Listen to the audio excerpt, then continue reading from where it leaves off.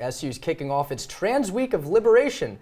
Live in our Shine Student Center tonight to tell us more about a makeup workshop going on and some of the other events this week is our Isabella Galan. Good evening, Isabella. Thanks, Bradley. I'm currently at the Intercultural Collective, where the LGBTQ Resource Center is hosting a makeup workshop to kick off Trans Week of Liberation.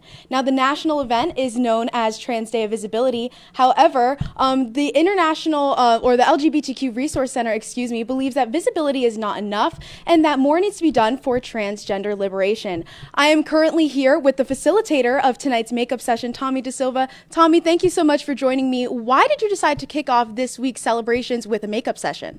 So makeup has just historically been something that's been really gender affirming for trans individuals and the queer community in general. A lot of people use makeup in order to hide features, but also to accentuate features. And especially for trans people, it can be just a really affirming space to have a lot of makeup and do makeup with friends. Awesome. I love that. And this week is such an important week to celebrate. And why do you think it is important that Syracuse University celebrates and promotes Trans Week of Liberation?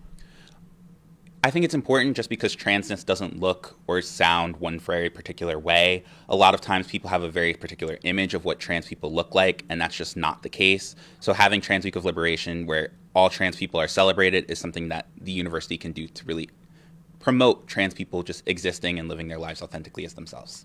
Yeah, and the LGBTQ Resource Center definitely does a lot for students on campus. What are some other ways that students can get involved with the LGBTQ Resource Center?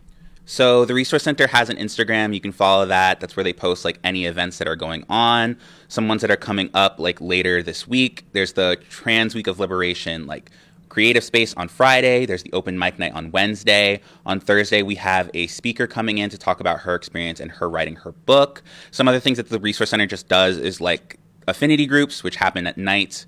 And then a few other things that are going on this semester, like queer prom and lavender graduation. Awesome. Thank you so much, Tommy. I'm reporting live for CitrusTV News. Isabella Galan. Guys.